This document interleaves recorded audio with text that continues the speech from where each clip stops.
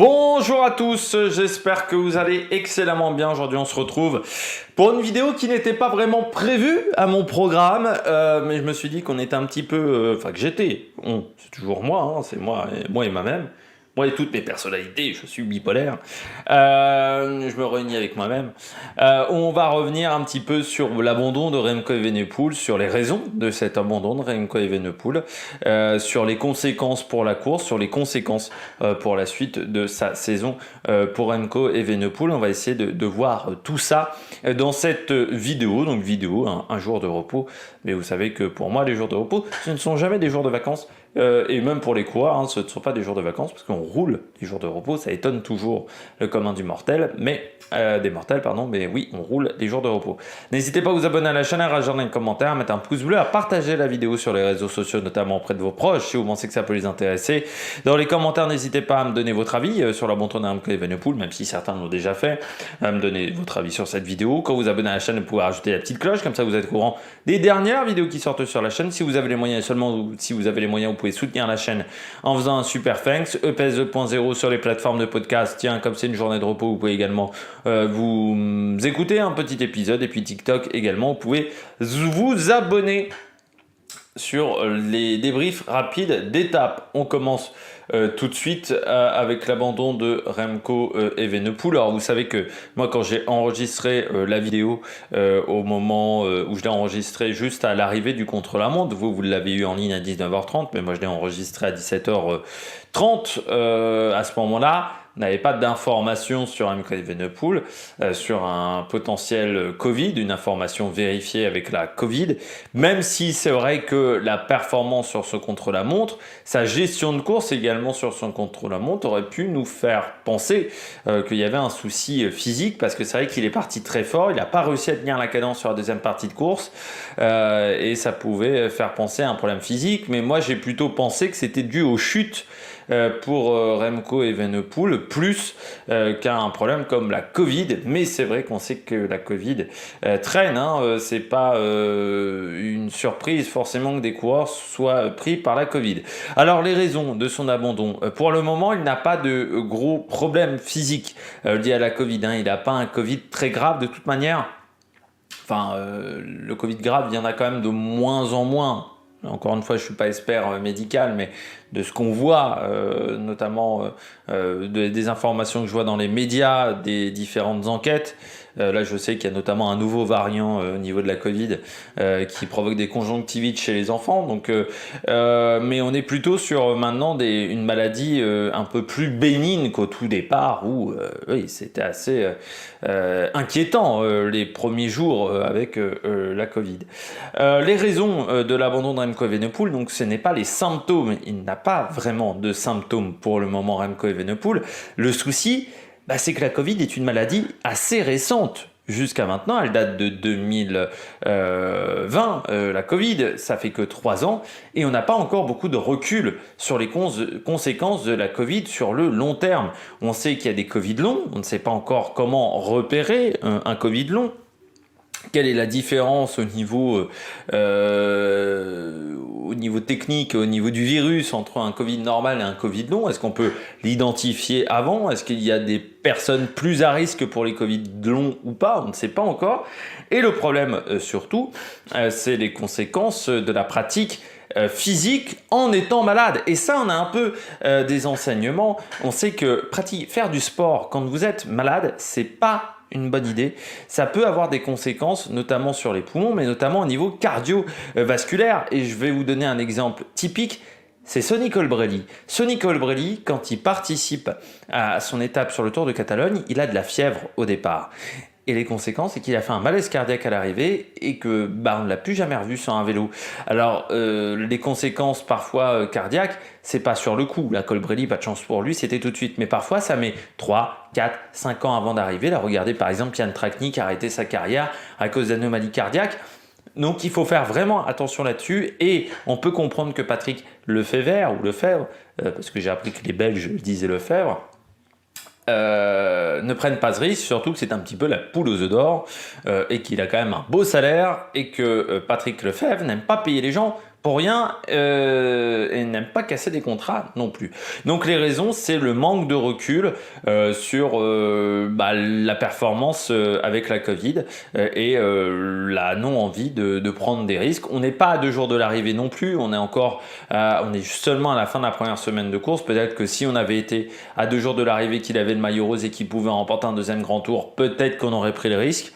Si en plus il avait 3 minutes d'avance, là on n'était pas du tout dans la même situation, donc il a préféré éviter ce problème-là. Moi, ce qui me semble incroyable, c'est que le Giro n'ait pas anticipé ces cas de Covid, cette possibilité d'avoir de la Covid. Parce que on le sait depuis quelque temps que la Covid rôde sur les pelotons professionnels. Je pense notamment sur Liège-Bastogne-Liège. Depuis Liège-Bastogne-Liège, on a des cas de Covid qui traînent. Sur le Tour des Alpes, on a eu des cas de Covid également, pas mal de coureurs qui se sont absentés pour la Covid. Donc on le sait, ça fait quand même 2 semaines et demie que ces courses-là 3 semaines même, que ces courses-là ont eu lieu. Donc le Giro aurait dû anticiper. Mais pour que le Giro anticipe, il faudrait un bon organisateur. Et c'est le gros problème du Giro aujourd'hui. C'est une organisation qui est souvent un petit peu amateur sur cette course-là, parce qu'il aurait fallu remettre l'obligation peut-être des gestes barrières dans les équipes, peut-être éviter également faire de nouveau des zones tampons aux arrivées. Là, on a vu notamment Remco Evenepoel, on peut penser à sa chute, notamment, où vous avez un spectateur qui va aller voler un de ses bidons, mais même sur les arrivées. Voilà, vous avez des spectateurs qui sont très proches des coureurs, et là il aurait peut-être fallu anticiper pour éviter d'avoir de la Covid, parce que pour un organisateur de course, c'est pas l'idéal de perdre toutes ces têtes d'affiche, surtout que par exemple, comme nous l'année dernière avec Romain Bardet, où la course était devenue moins intéressante pour les chauvins, on va dire les supporters des Français. Je peux comprendre que pour les Belges, la course devienne un peu moins intéressante quand ton coureur majeur se retrouve hors course. Et ça, c'est des conséquences sur les audiences. Mais là, je parle des Belges, mais il y a des supporters de Remco Evenepoel en dehors de la Belgique qui vont arrêter de regarder la course parce que pour eux, la course devient inintéressante. Et ça, je pense que pour un organisateur, avoir l'une de tes têtes d'affiche qui disparaît pour cause de Covid, c'est pas l'idéal. Et peut-être que oui, les gestes barrières, ce genre de choses, ça, tu es obligé de t'engueuler avec les équipes, tu es obligé également de mettre des moyens supplémentaires, mais qui t'aurait peut-être évité de perdre de l'argent de manière importante. Et je pense qu'on a sous-estimé le problème de la Covid du côté de l'organisateur, mais c'est pas la première fois que RCS sous-estime un problème.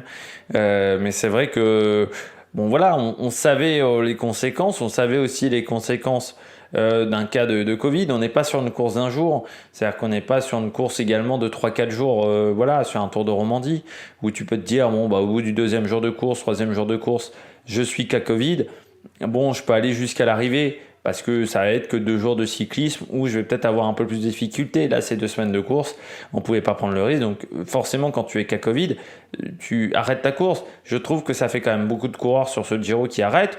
Il y a Rigoberto Urán, il y a Clément Russo également, et puis vous avez Filippo Ganna également pour les Italiens. Filippo Ganna, c'était quand même un coureur sur les contre-la-montre qui aurait pu peut-être hier jouer la gagne, donc c'est un petit peu un problème, je trouve, pour l'organisation. On s'aperçoit également que les conséquences du côté de la Covid, qu'on n'arrive pas à gérer la Covid aussi bien que dans d'autres sports. C'est vrai que le cyclisme reste le sport qui est le plus impacté en ce moment par la Covid. Peut-être aussi parce que c'est l'un des derniers sports qui a tendance à énormément tester. Et que forcément, quand tu testes de beaucoup, tu trouves forcément des cas de Covid au bout d'un moment. C'est vrai que si tu ne testes pas, tu n'as pas de problème. Ça, c'est pareil avec le dopage. On dit toujours il y a beaucoup de dopage dans le cyclisme. Il y a peut-être beaucoup de dopage dans le cyclisme. Ça ne veut pas dire qu'il n'y en a pas dans le cyclisme. Je suis conscient qu'il y a du dopage encore une fois dans le cyclisme. Mais peut-être qu'on le découvre aussi parce qu'on a beaucoup de tests antidopage dans le cyclisme.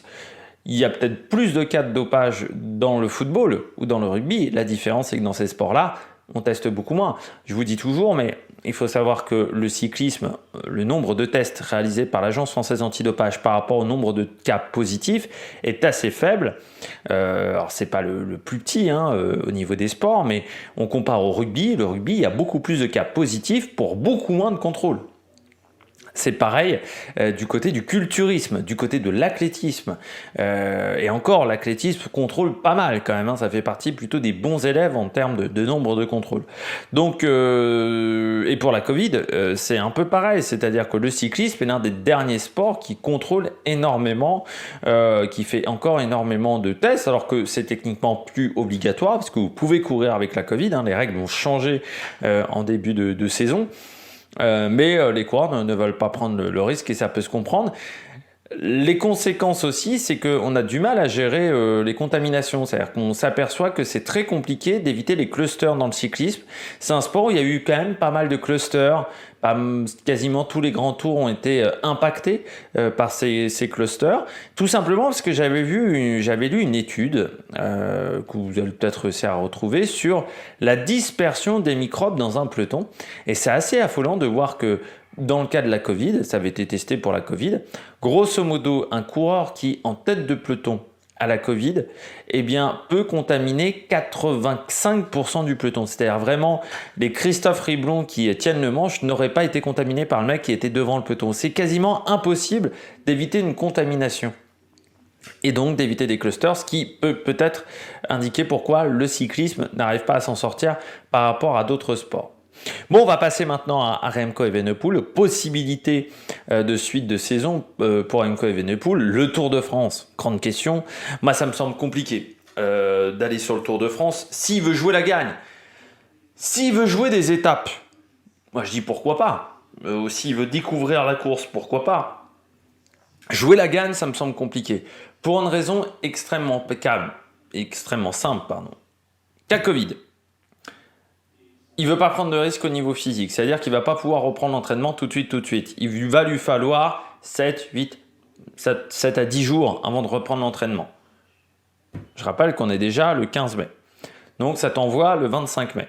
Ça veut dire qu'il te reste 5 semaines, 6 semaines avant le Tour de France.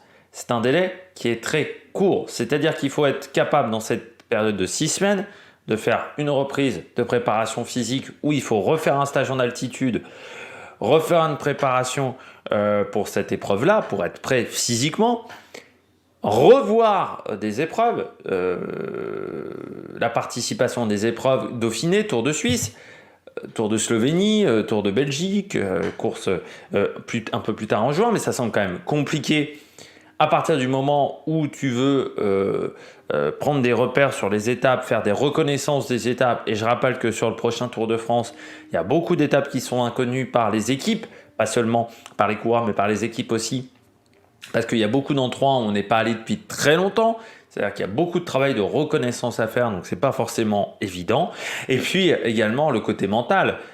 Quitter le Tour d'Italie en étant maillot rose, c'est très dur mentalement. Alors même si Remco Evenepoel peut paraître comme ça un peu insensible sur certains apports très forts mentalement, là c'est quand même un coup, c'est un coup d'arrêt, même encore, il pourrait presque dire dans sa carrière. Et ça peut être difficile mentalement de revenir tout de suite sur une course comme le Tour de France. Le délai est très court, en 6 semaines. Se refaire une santé mentale, se refaire une santé physique, refaire une préparation physique, faire la reconnaissance des différentes épreuves et tenter de remettre un dossard pendant ce délai-là de 6 semaines, ça me semble, moi, impossible. C'est pour ça que pour la suite de sa saison, moi je pense qu'il y a 2 objectifs majeurs. La Vuelta, ça me semble beaucoup plus raisonnable de repartir sur une préparation sur la Vuelta parce que ça veut dire que là tu coupes mai, juin, tu reprends en juillet, notamment avec possibilité, pourquoi pas de faire le Tour de Pologne, pourquoi pas de faire le Tour de Burgos. Je rappelle que cette année la Vuelta arrive très tard, elle arrive en septembre. Donc tu peux vraiment reprendre tardivement, prendre du repos et arriver très frais en fait sur cette Vuelta par rapport à des adversaires qui seront beaucoup plus fatigués parce qu'ils ont eu un gros mois de juillet, gros mois d'août avec les championnats du monde et derrière pareil avec le mois de septembre, donc ils vont peut-être être en difficulté. Donc moi je verrais plutôt la Vuelta avec possibilité également d'aller sur le chrono des championnats du monde parce que vu les branlées qu'il met au niveau des championnats du monde, je pense que le titre de champion du monde du contre-la-montre est réalisable parce qu'il faut savoir qu'on sera du côté de Glasgow. Le titre, par contre, de la course sur route me semble un peu plus compliqué à aller chercher vu que le parcours est un peu plus plat, quoique la base du parcours quand même de ces championnats du monde à Glasgow, c'est le parcours des Jeux européens, de la première édition des Jeux européens. Et on avait vu, il y avait eu peu de monde à l'arrivée sur cette course. Il y avait eu pas mal d'animations. Donc moi, je partirai sur la Vuelta et sur le chrono des championnats du monde pour la suite de sa saison. On va passer maintenant pour la suite. Du côté du Giro, oui, ce Giro. Alors, est-ce qu'il devient inintéressant, ce Giro? Bah non, pas du tout. Parce qu'en fait, l'abandon de Remco Evenepoel, ça relance presque l'intérêt pour la course. Pourquoi? Remco Evenepoel, il faisait peur. Il faisait peur à tout le monde. Il faisait peur à Roglic, il faisait peur à Goggenhardt, il faisait peur à Vlasov, il faisait peur à Pinot, il faisait peur à tout le monde. C'est un peu pour cette raison-là qu'on a peut-être eu une première semaine assez cadenassée. Parce que le coureur qui avait les clés du temps, qui était le maître des horloges, c'était Remco Evenepoel. Tout le monde suivait un petit peu ce que faisait Remco Evenepoel parce que tout le monde a peur de se faire contrer et de se prendre une branlée. Or, sans Remco Evenepoel, Primož Roglic, il fait quand même moins peur que Remco Evenepoel. Il y a quand même, bon, je rappelle, il y a 3 ogres aujourd'hui dans le cyclisme, c'est Vingegaard, Pogačar, Remco Evenepoel, on va dire sur les grands tours. Roglic, il est un ton en dessous. Un Goggenhardt, un Geraint Thomas, ils vont avoir moins peur de Roglic. Mais un Vlasov également, un Caruso également. Et là, ça devient intéressant parce que si on regarde le Giro et le classement général de ce Giro, on va aller dessus. Le résultat. Après, avant l'étape 10, je ne sais pas. Non, voilà, avant l'étape 9, il faut que je le mette. Pour le moment, donc on avait Remco Evenepoel qui était en tête, avec de l'avance sur Geraint Thomas. Maintenant, si on regarde, c'est Geraint Thomas qui est en tête, avec 2 secondes d'avance seulement sur Roglic, 5 secondes d'avance sur Goggenhardt. Almeida, bah, il est à 1,07, donc c'est-à-dire qu'il est à 22 secondes de tous ces coureurs-là. Qui on a d'autres? On a Leknesund qui est aussi à 22 secondes. Vlasov, il est à 1,48, donc il est à 1,03 de Geraint Thomas. Et Damiano Caruso, il est à 1,13 moins 45 secondes. Il a 1,20 et des broutilles. Je vais dire ça comme ça parce que j'ai la flemme de calculer. Donc les écarts sont assez limités. Même un Kemna, en fait, n'est plus cramé parce qu'il était à 2,37. Donc ça le place à moins de 2 minutes aujourd'hui, Kemna. Un Jevine, il est à 3,09. Donc ça le place à 2 minutes 30 à peu près de Geraint Thomas. Donc le match est complètement relancé pour le général de la course et ça va rendre une course plus ouverte parce que Roglic, il fait moins peur encore une fois. Et puis, je le dis toujours, je l'avais dit au moment de Pogačar à la planche des belles filles, mais un grand tour, ça ne se résume pas à la victoire pour le classement général final. On a encore une belle bagarre pour le maillot cyclamen également. Le maillot de meilleur sprinter, Jonathan Milan, il a 113 points. Oui, mais Caden Groves est 13 points derrière. Mats Pedersen est 24 points derrière. Donc là aussi, on a un beau match pour le classement du maillot cyclamen. Pour le classement de la montagne, rien n'est fait non plus. Thibaut Pinot est à 36 points de David Ebaïs. Je rappelle qu'en première catégorie, c'est 50 points. Donc ça va rester très serré. Il n'y a que le classement par équipe où c'est vrai que ça semble compliqué d'aller chercher Ineos. Et puis il y a la bagarre pour les échappées. Il y a des étapes en début de semaine, deuxième semaine qui sont très intéressantes où on peut avoir des échappées qui vont au bout. Donc je pense que la course est loin d'avoir perdu son intérêt. On pourrait même dire que la course a peut-être retrouvé de l'intérêt avec l'abandon de Remco Evenepoel, même si forcément c'est triste pour le coureur belge et c'est triste également pour ses supporters qui vont forcément avoir le cœur lourd en regardant les prochaines étapes et notamment à partir de demain. On se retrouve demain 7h, présentation de l'étape numéro 10 sur ce Giro. Il y aura également le débrief du Grand Prix de France moto et puis le débrief également de cette étape là, ça sera demain 21h. N'hésitez pas à vous abonner à la chaîne, à réagir dans les commentaires, à mettre un pouce bleu même si vous êtes triste pour Remco Evenepoel. Et puis nous on se retrouve pour de nouvelles aventures sur la Mavic Production. Ciao ciao.